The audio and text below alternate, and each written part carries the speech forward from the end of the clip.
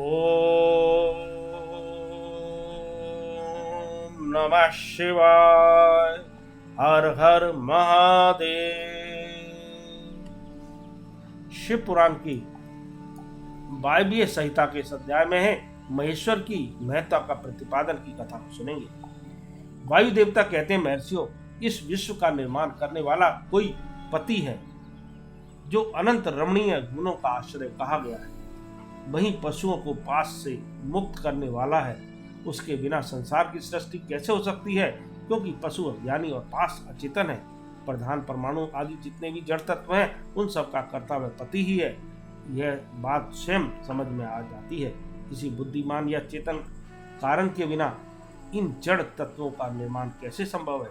पशु, पास और पति का जो वास्तव में पृथक पृथक स्वरूप है, उसे जानकर ही ब्रह्मवेता पुरुष योनि से मुक्त होता है। क्षर और अक्षर ही दोनों एक दूसरे से संयुक्त होते हैं। पति या महेश्वर ही व्यक्त जगत का भरण पोषण करते हैं। वे ही जगत को बंधन से छुड़ाने वाले हैं। भोक्ता, भोग्य और प्रेरक, ये तीन ही तत्व जानने योग्य है। विज्ञ पुरुषों के लिए इनसे भिन्न दूसरी कोई वस्तु जानने योग्य नहीं है। सृष्टि के आरंभ में एक ही रुद्रदेव विद्यमान रहते हैं, दूसरा कोई नहीं होता। वे ही इस जगत की सृष्टि करके इसकी रक्षा करते हैं और अंत में सबका संहार कर डालते हैं। इनके सब और नेत्र हैं, सब और मुख हैं, सब और भुजाएं हैं और सब और चरण हैं। ये ही सबसे पहले देवताओं में ब्रह्मा जी को उत्पन्न करते हैं। श्रुति कहती है कि रुद्रदेव सबसे श्रेष्ठ महान ऋषि हैं। मैं इन महान अमृत स्वरूप अविनाशी पुरुष परमेश्वर को जानता हूँ। इनकी अंग कांति सूर्य के समान है। ये प्रभु अज्ञानांधकार से परे विराजमान है। इन परमात्मा से परे दूसरी कोई वस्तु नहीं है। इनसे अत्यंत सूक्ष्म और इनसे अधिक महान भी कुछ नहीं है। इनसे यह सारा जगत परिपूर्ण है। इनके सब और हाथ, पैर, नेत्र, मस्तक और मुख और कान है। ये लोक में सबको व्याप्त करके स्थित है। ये संपूर्ण इंद्रियों के विषयों को जानने वाले हैं, परंतु वास्तव में सब इंद्रियों से रहित हैं। सबके स्वामी, शासक, शरणदाता और सुहद हैं। ये नेत्र के बिना भी देखते हैं और कान के बिना भी सुनते हैं। ये सबको जानते हैं, किंतु इनको पूर्ण रूप से जानने वाला कोई नहीं है। इन्हें परम पुरुष कहते हैं। ये अणु से भी अत्यंत अणु और महान से भी परम महान है। ये अविनाशी महेश्वर इस जीव की हृदय गुफा में निवास करते हैं। एक साथ रहने वाले दो पक्षी एक ही वृक्ष शरीर का आश्रय लेकर रहते हैं। इनमें से एक तो उस वृक्ष के कर्म रूप फलों का स्वाद लेकर उपभोग करता है, किंतु दूसरा उस वृक्ष के फल का उपभोग न करता हुआ केवल देखता रहता है। जीवात्मा इस वृक्ष के प्रति आसक्ति में डूबा हुआ है, अतः मोहित होकर शोक करता रहता है। वह जब कभी भगवत कृपा से भक्त सेवित परम कारण रूप परमेश्वर का और उनकी महिमा का साक्षात्कार कर लेता है, तब शोक रहित हो सुखी हो जाता है।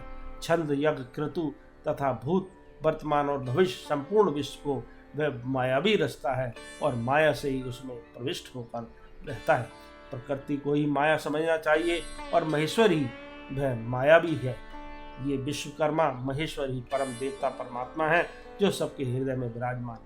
उन्हें जानकर ही पुरुष परमानंद में अमृत का अनुभव करता है। ब्रह्मा से भी श्रेष्ठ असीम एवं अविनाशी परमात्मा में विद्या और अविद्या दोनों गूढ़ भाव से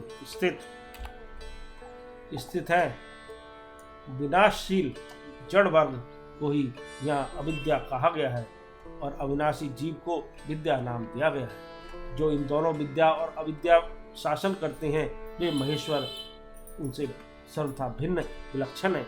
ये प्रतापी महेश्वर इस जगत में समष्टिभूत और इंद्रिय वर्ग रूप एक एक जाल को अनेक प्रकार से रचकर इसका विस्तार करते हैं, फिर अंत में संहार करके सबको अनेक से एक में परिणत कर देते हैं तथा पुनः सृष्टि काल में सबकी पूर्णवत रचना करके सब पर अधिपत्य करते हैं। जैसे सूर्य अकेला ही ऊपर नीचे तथा अगल बगल दिशाओं को प्रकाशित करता हुआ स्वयं भी देदीप्यमान होता है, उसी प्रकार भजनीय परमेश्वर अकेले ही समस्त कारण रूप पृथ्वी आदि तत्वों का नियमन करते हैं। श्रद्धा और भक्ति से के भाव से प्राप्त होने योग्य आश्चर्य रहित कहे जाने वाले जगत की उत्पत्ति और संहार करने वाले कल्याण स्वरूप एवं 16 कलाओं की रचना कर उन महादेव को जो जानते हैं, वे शरीर के बंधन को सदा के लिए त्याग देते हैं, अर्थात जन्म मृत्यु के चक्कर से छूट जाते हैं।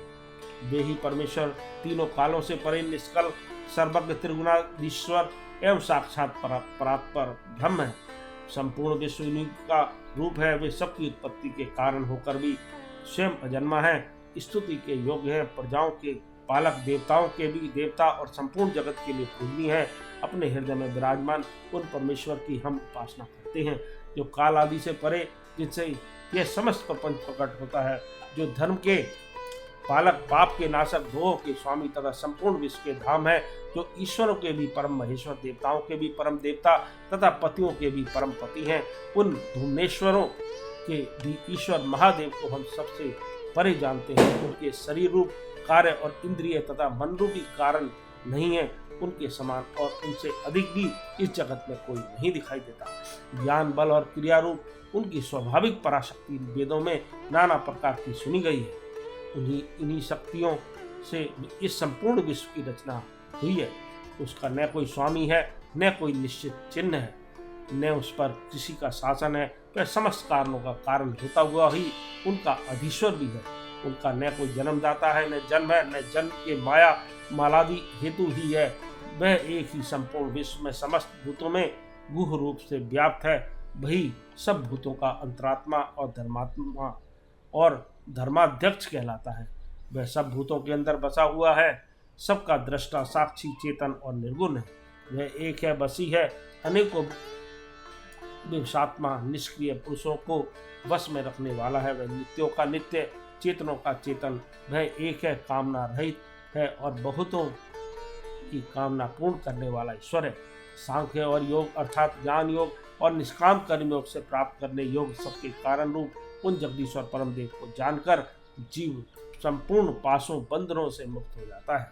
वे संपूर्ण विश्व के सृष्टा, सर्वज्ञ, स्वयं ही अपने प्राकट्य के हेतु ज्ञान स्वरूप, काल के भी सृष्टा, संपूर्ण दिव्य गुणों से संपन्न प्रकृति और जीवात्मा के स्वामी, समस्त गुणों के शासक तथा संसार बंधन से छुड़ाने वाले हैं। जिन परम देव ने सबसे पहले ब्रह्मा जी को उत्पन्न किया और स्वयं उन्हें वेदों का ज्ञान दिया, अपने स्वरूप विषयक बुद्धि को प्रसन्न विकसित करने वाले उन परमेश्वर शिव को जानकर मैं इस संसार बंधन से छूटने के लिए उनकी शरण में जाता हूँ। यह वेदांत शास्त्र का परम गोपनीय ज्ञान है। पूर्व कल्प में मुझे इसका उपदेश किया गया था। मैंने बड़े भारी सौभाग्य से ब्रह्मा जी के मुख से इस ज्ञान को पाया था। जो श्रम दम से रहित हो उसे इस परम उत्तम ज्ञान का उपदेश नहीं देना चाहिए। जो अपना पुत्र सदाचारी तथा शिष्य न हो उसे भी नहीं देना चाहिए। जिनकी परम देव परमेश्वर में परम भक्ति है उसे परमेश्वर में है, वैसे ही गुरु में भी है। उस महात्मा पुरुष के हृदय में ही ये बताए हुए रहस्य अर्थ प्रकाशित। अतः संक्षेप में ये सिद्धांत की बात सुनो। भगवान शिव प्रकृति और पुरुष से परे हैं। वे ही सृष्टि काल में जगत को रचते और संहार काल में पुनः सबको आत्मसात कर लेते हैं। इस प्रकार शिव पुराण का यह अध्याय समाप्त हुआ। ओम नमः शिवाय। हर हर महादेव। शंभो शंभो।